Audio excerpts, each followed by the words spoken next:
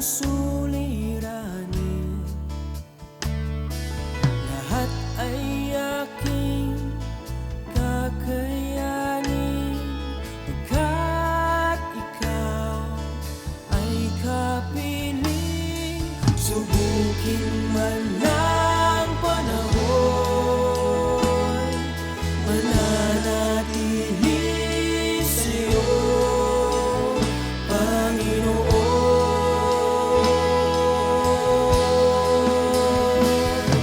Walang alinlangang maglilingkod, walang pangambang sa'yo ay susunod. Hindi susuko at hindi ito, patuloy lamang sa iyo, Panginoon.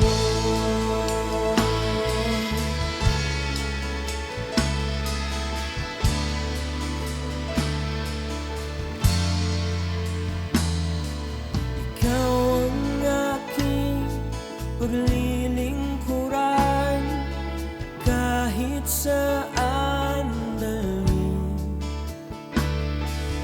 Ikaw ay lagi kung susundin, anuman ang suliranin,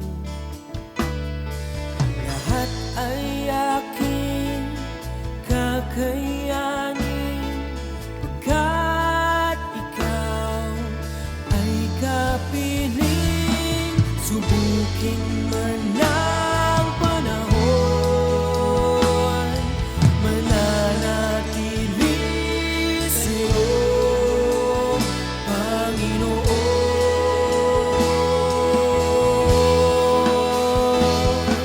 Walang alinlangang maglilingkod, walang pangamba.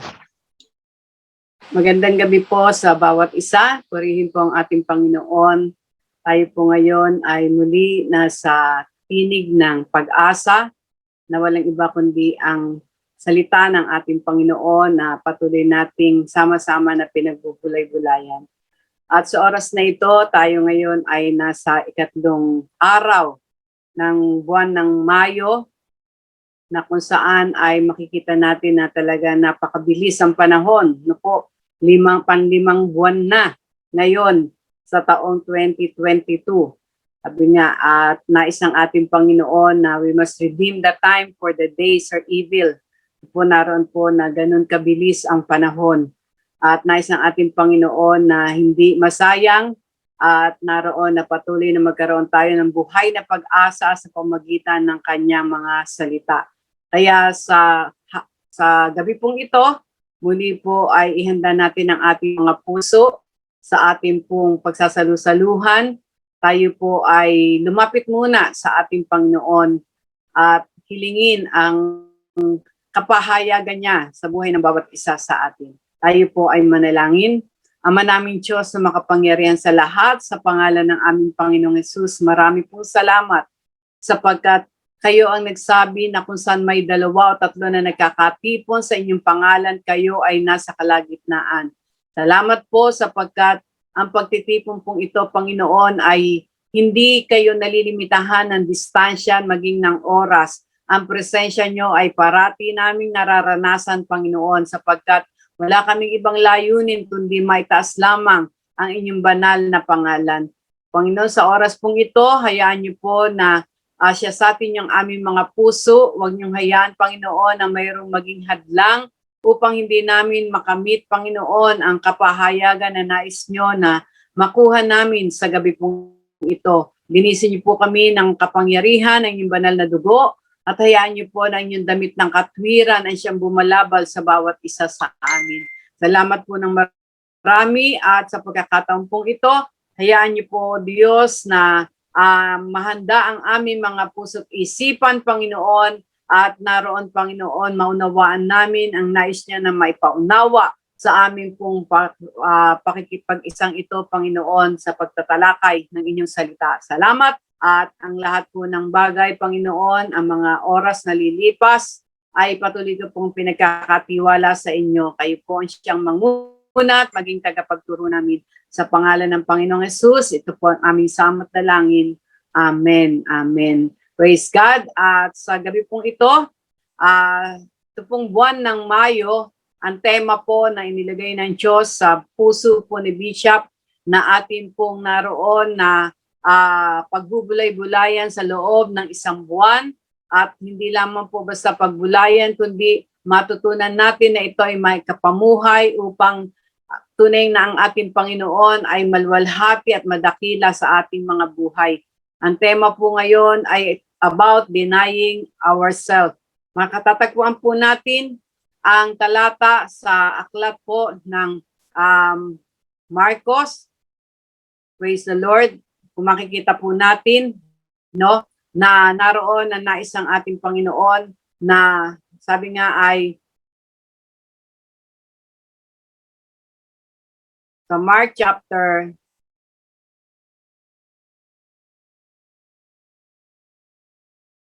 8 verse 34. Yan.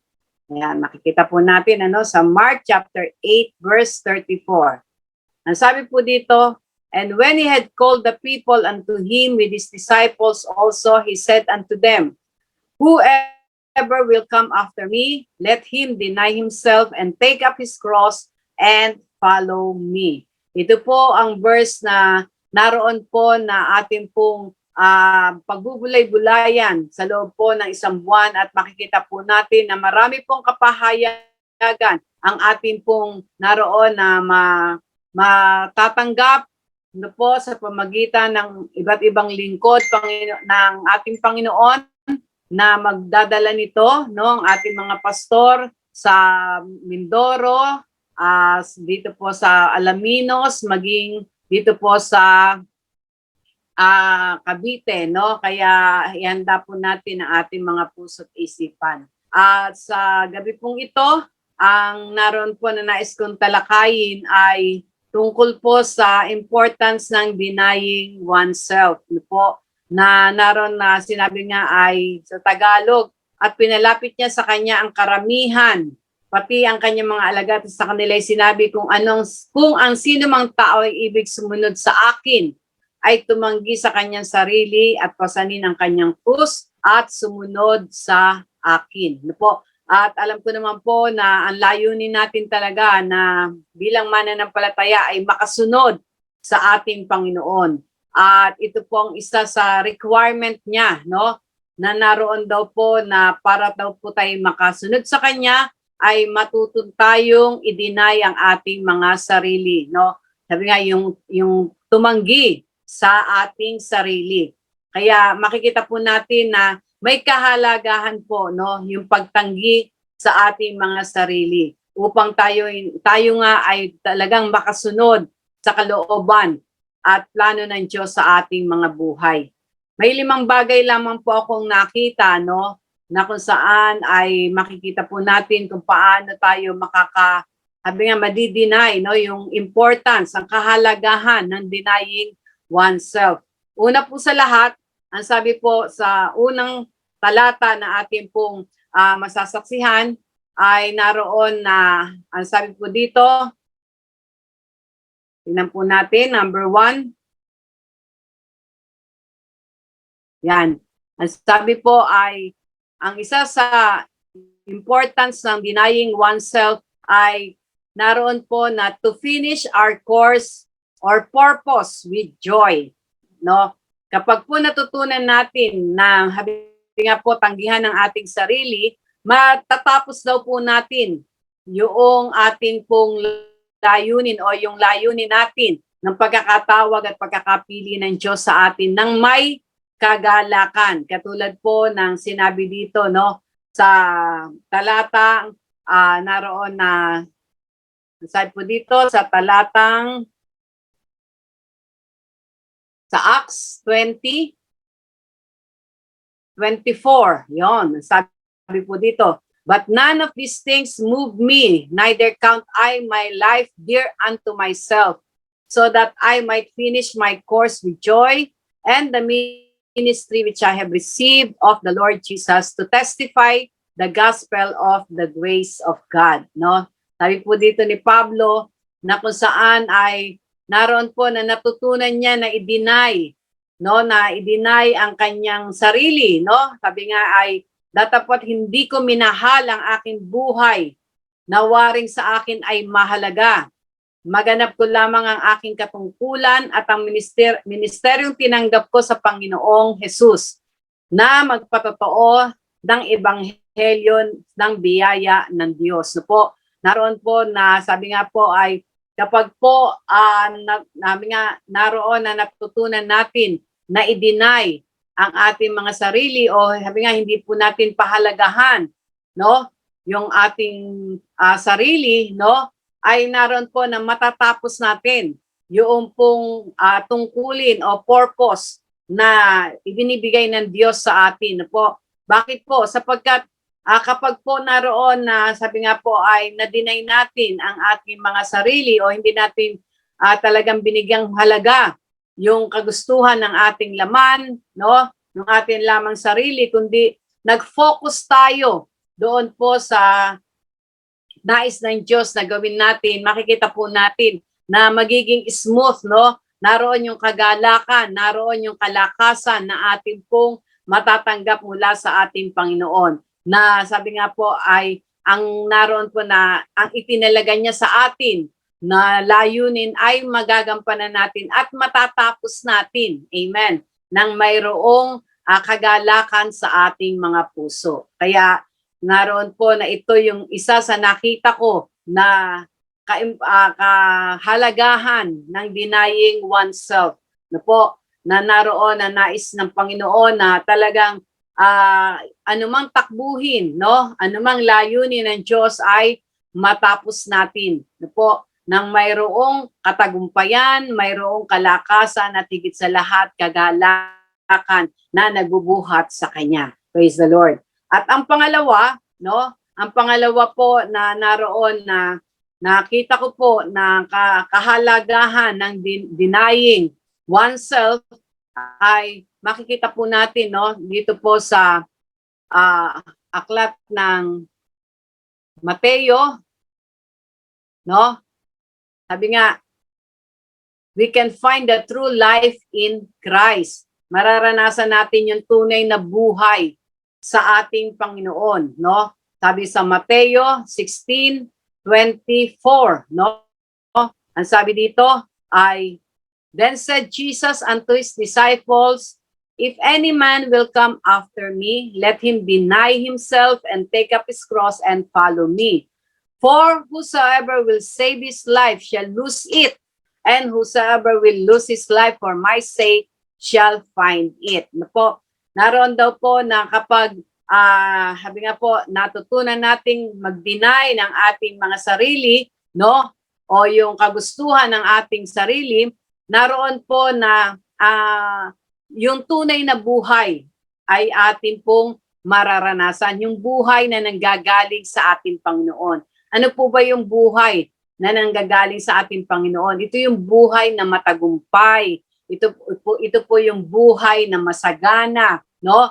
Yung mapayapa, no po. Katulad po nung ating pong tema nung April, nung buwan ng April, no? Yung blessings, no po, na inihanda ng ating Panginoon. Yung po mga blessings na yon na naroon po na nais ng ating Panginoon na ating talagang maranasan ay matatanggap lamang po natin if we learn to deny ourselves. No po. Kaya napakahalaga po na talagang maunawaan natin na napakahalaga na we must deny ourselves po upang yung tunay na buhay na nanggagaling sa ating Panginoon ay maranasan natin. Sabi nga po na magkagayoy sinabi sa kanyang mga alagad, kung ang sino mang tao ay ibig sumunod sa akin ay tumanggi sa kanyang sarili at pasanin ang kanyang krus at sumunod sa akin. Sapagkat ang sino mang mag-ibig iligtas ang kanyang buhay ay mawawala nito at ang sino mang mawala ng kanyang buhay dahil sa akin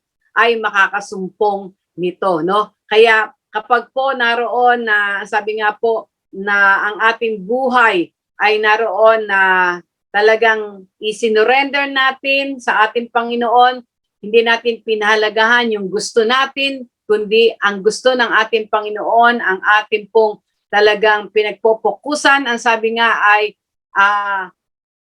sabi nga, ang sino mang mawalan ng kanyang buhay dahil sa akin ay makakasumpong niyaon. Yung po sinasabing kawalan ng buhay, ito po yung buhay na makasarili, no? Ito yung buhay na naroon po na makamundo. Kailangan daw po yun ay mawala sa atin upang ang tunay na buhay na nanggagaling sa ating Panginoon ang ating masumpungan, no? At ang ating maikapamuhay. Praise the Lord. At ang pangatlo po na nakita ko na isa sa napakahalagahan ng pagdideny sa ating mga sarili ay matatagpuan natin, no, sa aklat ng Lucas, no, kapitulo 14, na ang sabi dito sa verse 26,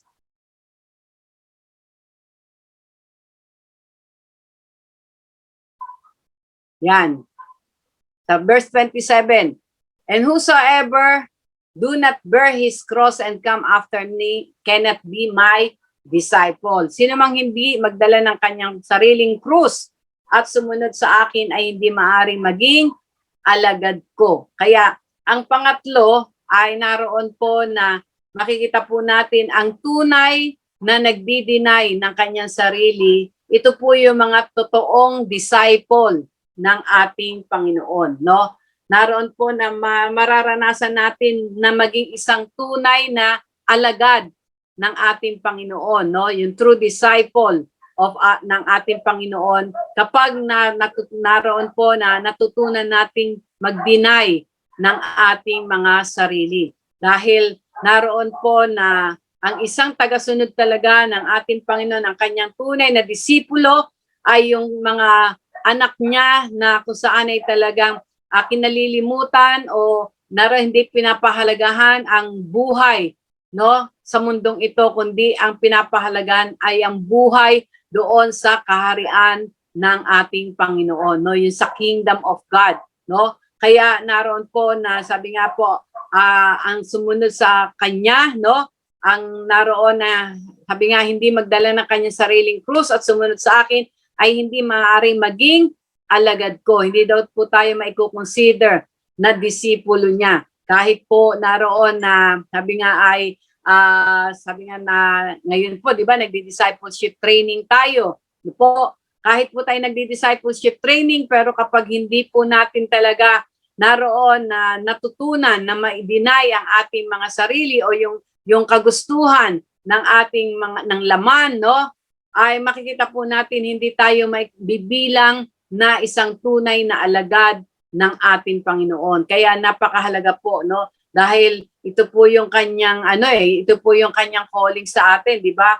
Go ye into all the world and preach the gospel, and sabi nga po naroon na mag-produce ng mga disciples, no, ng ating Panginoon. Kaya napakahalaga po no, na isa sa katangian, isa sa importansya ng pagiging, sabi nga po, ay maging isang tunay na alagad o disipulo ng ating Panginoon ay yung marunong mag-deny ng kanyang sarili. Praise the Lord. At ang susunod po ay makikita natin, no, dito naman po sa aklat ng Romans chapter 6. Yan, no, Romans chapter 6 verses 6 to 7.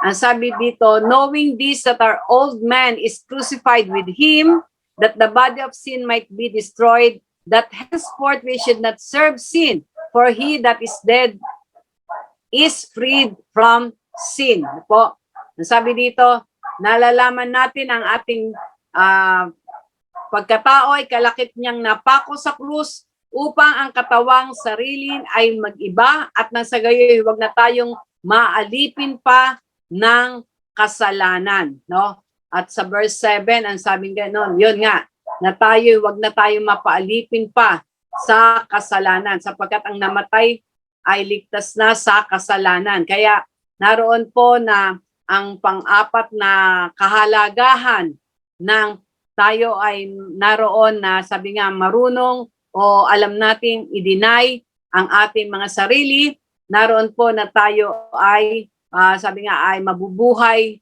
ng sabi nga po malaya, no? We are to be free from sin, magiging malaya tayo na sabi nga sa kasalanan, hindi na tayo magiging alipin ng kasalanan. No po, hindi na tayo magiging alipin ng kasalanan kapag po natutunan natin na ang ating mga sarili ay sabi nga po ay i-deny natin, ano, katulad ng ang ating Panginoong Hesus na kung saan ay bagamat siya isang Diyos, no, naroon po na hindi siya hindi niya pinag-anuhan yung kanyang pagiging Diyos, kundi naging masunurin siya sa ating Panginoon hanggang doon sa krus ng Kalbaryo, no. Kaya makikita po natin na nais ang ating Panginoon na tayo ay mapabilang sa isang malaya sa kasalanan, no. Naroon po na hindi na tayo magiging alipin.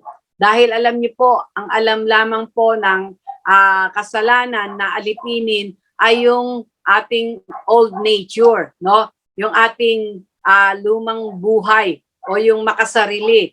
Yun lamang po ang kaya na naroon na sabi nga po ay alipinin ng kasalanan. Pero kapag po natutunan natin na ang ating lumang buhay o yung dating buhay ay talikuran, no? Mamatay na tayo dun sa ating dating buhay, makikita po natin na wala nang magiging kapangyarihan ang kasalanan sa atin. No po, kaya isa sa importansya ng denying ourselves, we will be free from sin. No po, tayo magiging malaya sa kasalanan. Kasi po, ang kasalanan naman po ay nangyayari lamang kapag ang kagustuhan ng laman ang siyang nangunguna, no? Pero kapag po na pagtagumpayan na natin itong laman na ito, no, itong dati nating sarili, no, yung si ako, no, makikita po natin na hindi na makakakilos ang kaaway, hindi na makakakilos ang kasalanan sa atin, no? Mawawala na siya ng kapangyarihan. Kaya tayo ay magiging isang malaya na, no? Mapapalaya tayo sa kasalanan. Kasi magkakaroon ka na ng contentment, no? Magkakaroon ka na ng kapayapaan, no? Hindi ka na naroon na kung ano-ano yung naisin na ito ay sabi nga po na ang pinaluluguran lang ay yung nakikita, yung nahahawakan, no? Yung naririnig, no po, makikita natin na magiging iba na, no?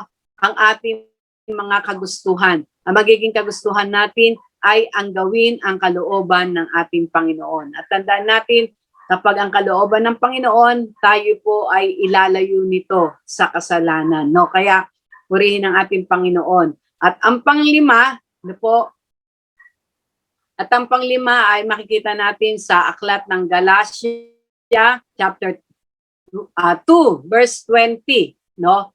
Ang sabi po dito, no, sa Galatians chapter 2 verse 20, I am crucified with Christ, nevertheless I live, yet not I, but Christ liveth in me. And the life which I now live in the flesh, I live by faith in the Son of God, who loved me and gave himself for me. Po, I live by faith of the Son of God, who loved me and gave himself for me. Sa Tagalog po, sabi dito, ako'y napako sa krus na kasama ni Kristo. At hindi na ako nabubuhay, kundi si Kristo ang nabubuhay sa akin. At ang buhay na kinabubuhay ko ngayon sa laman ay kinabubuhay ko sa pananampalataya. Ang pananampalataya na ito'y sa anak ng Diyos na sa akin ay umibig at ibinigay ang kanyang sarili dahil sa akin, no? Ang panglima po, makikita po natin na magkakaroon ng full authority ang ating Panginoong Hesus sa ating buhay. Po, kapag natutunan po natin na tayo ay mamatay sa ating mga sarili, no, i-deny natin ang ating mga sarili, Christ can have the full authority in our lives, no? Kaya sabi nga niya dito, no, hindi na ako ang mabubuhay, no? Sabi niya dito, At hindi na ako ang nabubuhay, kundi si Kristo ang nabubuhay sa akin. At ang buhay na ikinabubuhay ko ngayon sa laman ay ikabubuhay ko sa pananampalataya. Ang pananampalatayang ito'y sa anak ng Diyos. No? Walang iba kundi ang ating Panginoong Hesus. Na sa akin ay umibig at ibinigay ang kanyang sarili dahil sa akin. Kaya naroon po na kapag po, sabi nga ay ipinako na natin sa krus, no, yung ating dati nating buhay, no, i-deny na natin, no, makikita po natin na magkakaroon na ng full authority ang ating Panginoon sa ating mga buhay. Siya na yung, kumbaga ay talagang masasabi natin, siya na yung magiging driver ng buhay natin, no? Siya na yung magli-lead sa atin. Katulad ng sinabi niya nga doon sa Psalms 32 verse 8, I will instruct thee and direct thee in the way you should go. No? Talagang siya na yung magtuturo sa atin ng mga dapat natin gagawin, no? Yung ating lalakarin. At tandaan po natin, yung pong instruction at direction ng ating Panginoon, kailanman ay hindi magbubunga ng kapahamakan. Amen? Ang bunga ng pagsunod natin sa instruction at direction ng ating Panginoon ay katagumpayan. Kung paanong napagtagumpayan niya ang krus ng Kalbaryo ay gayon din, no? Nasa pagsunod natin sa kanya, no, dahil siya na yung mayroong full authority sa ating mga buhay, mararanasan natin ang katagumpayan. Mararanasan natin ang iba yung sabi nga kagalakan, kapayapaan. No po, naroon po na sabi nga na ating tatahakin.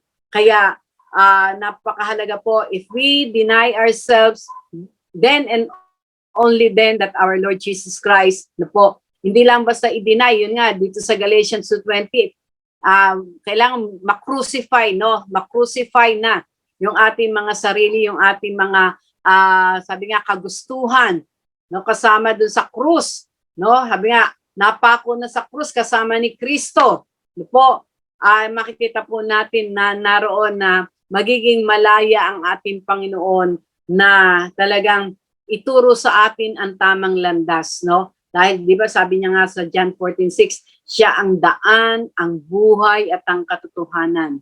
Di po, naroon daw po na tanging sa Kanya lamang makakalapit tayo sa ating Diyos Ama. No po? Kaya napakahalaga po na matutunan natin na i-deny natin ang ating mga sarili para makasunod talaga tayo. At yun nga, magkaroon ng full authority ang ating Panginoon sa ating buhay. Naalala ko po itong verse na to, no, yung Galatians 2:20. Ito po yung unang verse, no po, na naroon po na inilagay ng Panginoon sa aking puso nung ako po ay makakilala sa Kanya. Nung naroon po na ako po ay tumanggap sa Panginoon at nagnais na sumunod sa Kanya, magawa ang kalooban niya, mayroon pong nag-mentor sa akin, no?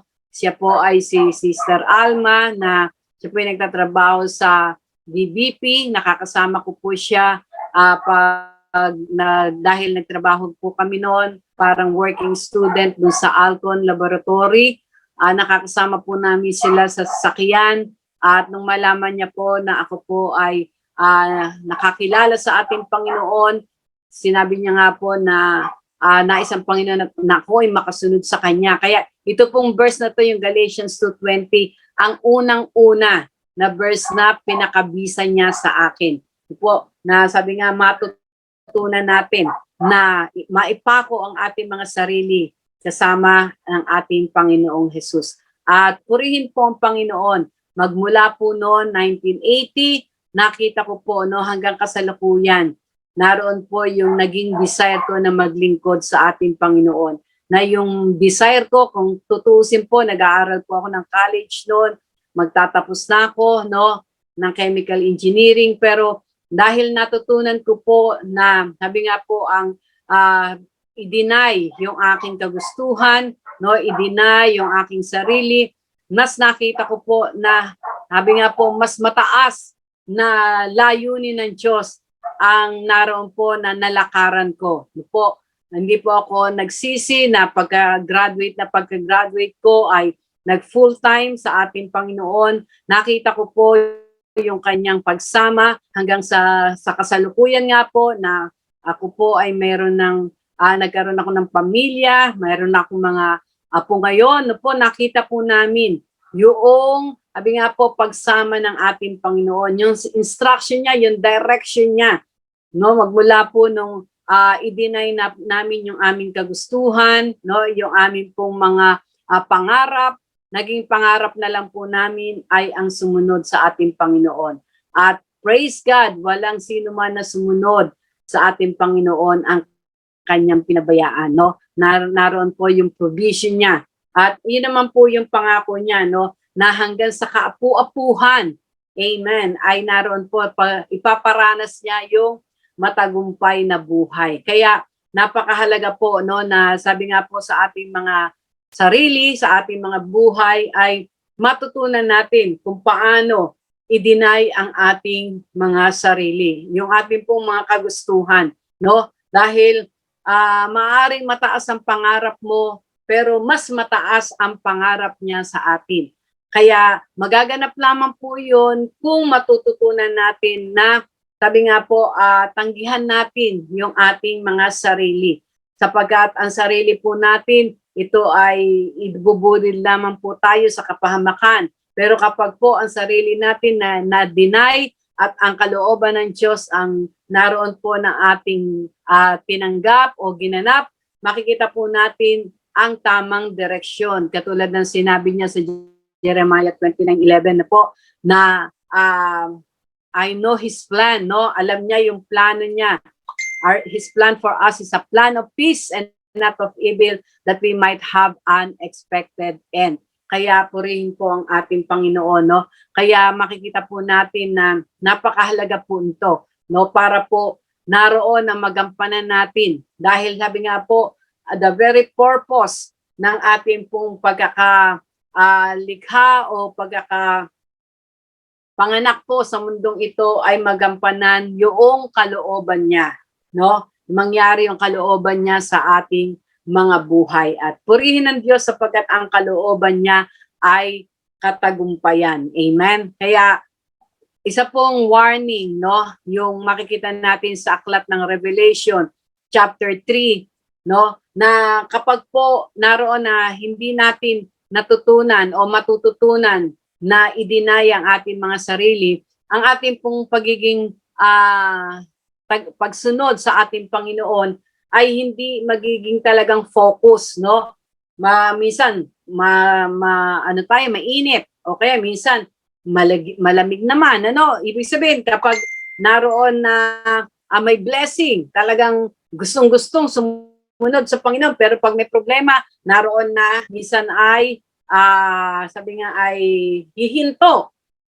Sabi sa Galatians ay doon sa Revelations chapter 33, no? Ito po yung last verse natin, na ayaw ng ating Panginoon na yun ay makita sa atin. Sabi nga, I know thy works, that thou art neither cold nor hot, no? Thou wert cold or hot. So then, because thou art lukewarm and neither cold or hot, I will spew thee out of my mouth, no? Ang sabi dito sa Tagalog, no, naroon na ang sabi ng ating Panginoon na yan. Nalalaman ko yung mga gawa, no? Wala tayong maililihim sa ating Panginoon. Kapag daw po hindi natin dininay ang ating mga sarili, hindi natin natutunan na madinay ang ating mga sarili, no? Sabi nga, matutulad tayo dito na ikaw ay hindi malamig o mainit man. Ibig ko sanang ikaw ay malamig o mainit. Para bang kumbaga ang ating ang buhay natin bilang Kristiyano ay paisi-isi lang, no? Wala talagang focus. No, wala talagang focus. Pero ang sabi dito, kaya't sapagkat ikaw ay malahininga, hindi mainit o malamig man, ay isusuka kita sa aking bibig. No, nakakatakot po 'yon, no? Na tayo ay maisuka. Kaya alam ko po na sa loob ng isang buwan na ito ng Mayo, na kung saan ay itatalakay pa, i-discuss pa ng ating mga different pastors ang tungkol sa denying of ourselves, naroon po na, sabi nga po, hindi tayo mapapabilang doon sa maligamgam, no? Tayo po ay mapapabilang talaga doon sa nagiinit na maglilingkod at magsasagawa ng kalooban ng ating Panginoon. Amen? No? Kaya, purihin ang ating Panginoon, minsan pa, sabi nga ay naroon na i-sum up ko lang, no, na ang importance ng denying ourselves, number 1, we will finish our course or purpose with joy. Number 2, we will find our true life in Christ. Number 3, we will be a true disciple of Christ. Number 4, we will be free from sin. At number 5, Christ can have the full authority in our lives. Amen. Praise the Lord. Kaya, purihin po ang ating Panginoon sa gabi pong ito, sa mga talatang ito. Nawa po ay mag-sink in ito sa ating mga puso at magpaalala na napakahalaga na matutunan natin na i-deny ang ating mga sarili. Amen. Praise the Lord. Kaya tayo po ay manalangin. Ama namin Diyos, salamat sapagkat ang nais nyo, Panginoon, ay talagang makasunod kami sa inyo, Panginoon. Masunod namin ang plano nyo, ang kalooban nyo sa aming mga buhay. Pero hindi po ito mangyayari kapag hindi po namin natutunan na ma-deny, Panginoon, ang aming mga sarili, matanggihan ang aming mga naisin o yung, Lord, yung mga naisin lamang ng aming laman, Lord, ng aming isipan, no, ng aming mga kagustuhan. Lord, tulungan nyo kami na maunawaan namin, lalo tigit sa loob ng itong buwan na ito ng Mayo, how to deny ourselves, oh God. Sapagkat ang nais po namin, Panginoon, sa mundong ito ay magawa lamang at mangyari ang kalooban nyo. Salamat ng marami. Pagpalain niyo po ang bawat isa na nakasama ko sa gabi pong ito. Hayaan niyo po, Panginoon, na ang mga salita niyong ito, Panginoon, ay patuloy na magpaalala sa amin, O Diyos, na naroon na upang kami ay tunay na maging tagasunod niyo, Panginoon. Salamat po. Pinupuri ka namin, pinasasalamatan, dinadakila sa pangalan ng aming Panginoong Hesus. Amen. Amen. Praise the Lord. Purihin po ang ating Panginoon at sa susunod po na Huwebes uli, naroon po ay itatalakay ito naman ng ating pong another pastor, no? Kaya marami po tayong matututunan. Maging excited po tayo lagi sa tinig ng pag-asa. Amen? Kaya praise God, pagpalain po kayo ng ating Panginoon. God bless you. Amen.